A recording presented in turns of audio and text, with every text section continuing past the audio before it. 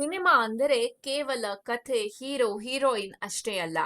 ಕೆಲವೊಮ್ಮೆ ಅದು ಒಂದು ಕಾಲಘಟ್ಟದ ನೆನಪು, ಒಂದು ಪೀಳಿಗೆಯ ಭಾವನೆ, ಮತ್ತೆ ಯಾವತ್ತೂ ಮರುಕಳಿಸದ ಕ್ಷಣಗಳ ಸಂಗ್ರಹವಾಗಿರುತ್ತದೆ.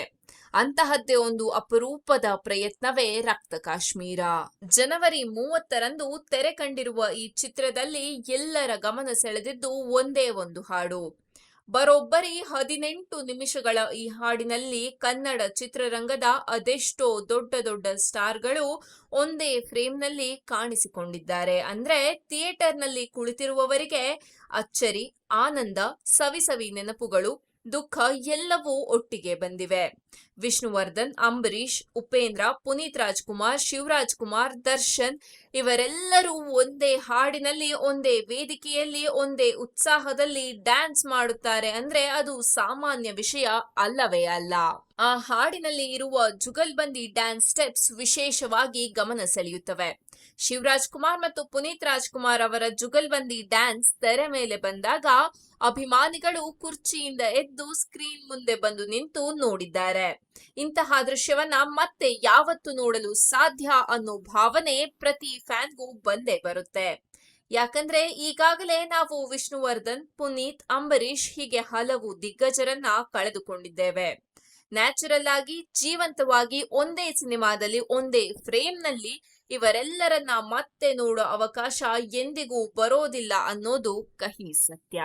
ಇಷ್ಟೊಂದು ಅಪರೂಪದ ಅಂಶಗಳಿದ್ದರೂ ಈ ಚಿತ್ರದ ಪ್ರಚಾರಕ್ಕೆ ಇದರಲ್ಲಿ ನಟಿಸಿರುವ ಸ್ಟಾರ್ಗಳು ಮುಂದೆ ಬರದೇ ಇರೋದು ಬೇಸರ ತಂದ ವಿಷಯ. ಸಿನಿಮಾ ಸಾಧಾರಣವಾಗಿದ್ದರೂ ಸಹ ಇಂತಹ ಸ್ಟಾರ್ಗಳ ಒಟ್ಟುಗೂಡುವಿಕೆ ಅನ್ನೋ ಕಾರಣಕ್ಕಾದ್ರೂ ಈ ಚಿತ್ರಕ್ಕೆ ಭರ್ಜರಿ ಬೆಂಬಲ ಸಿಗಬೇಕಿತ್ತು. ಸುಮಾರು 18-20 ವರ್ಷ ಹಳೆಯ ಸಿನಿಮಾ ಆದ ಕಾರಣ ಟೆಕ್ನಿಕಲ್ ವಿಚಾರದಲ್ಲಿ ಸ್ವಲ್ಪ ಹಿಂದೆ ಉಳಿದಿರಬಹುದು. ಆದರೆ ಭಾವನಾತ್ಮಕವಾಗಿ ಅಭಿಮಾನಿಗಳ ಮನಸ್ಸಿನಲ್ಲಿ ಈ ಸಿನಿಮಾ ಬಹಳ ದೊಡ್ಡ ಜಾಗ ಹಿಡಿಯುವ ಶಕ್ತಿ ಹೊಂದಿದೆ. ಈ ಚಿತ್ರವನ್ನ ನಿರ್ದೇಶಿಸಿರುವವರು ರಾಜೇಂದ್ರ ಸಿಂಗ್ ಬಾಬು. ಅವರು ಈ 18 ನಿಮಿಷದ ಹಾಡನ್ನು ಪಕ್ಕಾ ಪ್ಲಾನ್ ಮಾಡಿದ್ದೀವಿ ಅಂತ ಪ್ರೆಸ್ ಮೀಟ್ ನಲ್ಲಿ ಹೇಳಿಕೊಂಡಿದ್ದಾರೆ.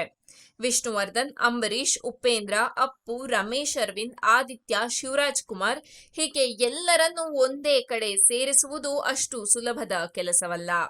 ಇದು ಕೇವಲ ಹಾಡಲ್ಲ, ಅದು ಒಂದು ಇತಿಹಾಸದ ಡಾಕ್ಯುಮೆಂಟ್ ಅನ್ನಬಹುದು. ಯಾರೂ ಇಂಥದ್ದನ್ನು ಪ್ಲಾನ್ ಮಾಡಿರಲಿಲ್ಲ, ಆದರೆ ನಾವು ಮಾಡಿದ್ದೇವೆ ಅನ್ನೋ ಅವರ ಮಾತು ಇಂದು ಸತ್ಯವಾಗಿಯೇ ಕಾಣಿಸುತ್ತದೆ. ಈ ಹಾಡಿಗೆ ಎಸ್.ಪಿ. ಬಾಲಸುಬ್ರಹ್ಮಣ್ಯಂ ಅವರ ಧ್ವನಿ ಜೀವ ತುಂಬಿದೆ. ಗುರುಕಿರಣ್ ಅವರ ಸಂಗೀತ, ಸ್ಟಾರ್ ಅನ್ನೋ ಹಾಡು ಥಿಯೇಟರ್ನಲ್ಲಿ ಫ್ಯಾನ್ಸ್ ಅನ್ನ ಕುಣಿಯುವಂತೆ ಮಾಡಿದೆ. ಕೆಲವರು ಸೀಟಲ್ಲೇ ತಾಳ ಹಾಕಿದ್ದಾರೆ, ಕೆಲವರು ನಿಂತು ಡ್ಯಾನ್ಸ್ ಮಾಡಿದ್ದಾರೆ ಅನ್ನೋ ಮಾತುಗಳು ಕೇಳಿ ಬರುತ್ತಿವೆ. ಕಥೆಯ ವಿಚಾರಕ್ಕೆ ಬಂದರೆ ರಕ್ತ ಕಾಶ್ಮೀರ ಒಂದು ದೇಶಭಕ್ತಿಯ ಕಥಾಹಂದರ ಹೊಂದಿರುವ ಸಿನಿಮಾ.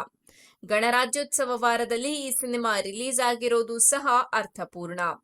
ಪಾಕ್ ಆಕ್ರಮಿತ ಕಾಶ್ಮೀರವನ್ನ ವಾಪಸ್ ಪಡೆಯುವ ಕಲ್ಪನೆ, ದೇಶದ ವಿವಿಧ ನಗರಗಳಲ್ಲಿ, ಬೆಂಗಳೂರಿನಲ್ಲೂ ಉಗ್ರರ ದಾಳಿಯಿಂದ ಸಾವಿರಾರು ಜನ ಸತ್ತಿರುವ ಹಿನ್ನೆಲೆ, ಇದರಿಂದ ನೋವಿಗೊಳಗಾದ ನಾಯಕ ನಾಯಕಿ ಕಾಶ್ಮೀರಕ್ಕೆ ಹೋಗಿ ಉಗ್ರರನ್ನ ಎದುರಿಸುವ ಕಥೆ. ಇವೆಲ್ಲವೂ ದೇಶಭಕ್ತಿಯ ಭಾವನೆಗೆ ತಾಕುವ ಅಂಶಗಳೇ.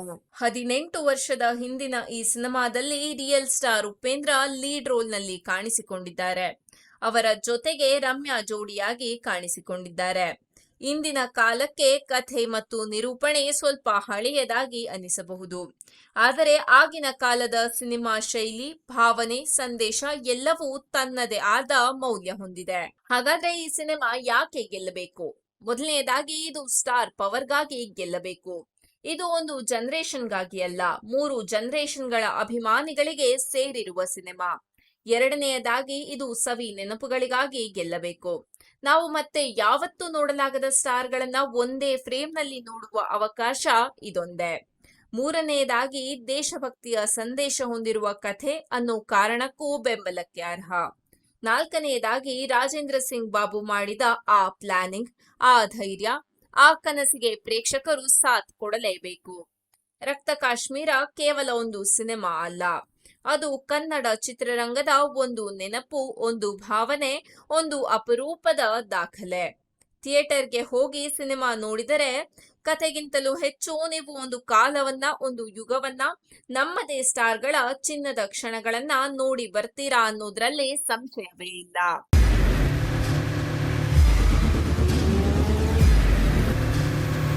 ಪ್ರಜಾಮಾರ್ಗ ನ್ಯೂಸ್, ಇದು ಜನಸಾಮಾನ್ಯರ ಧ್ವನಿ.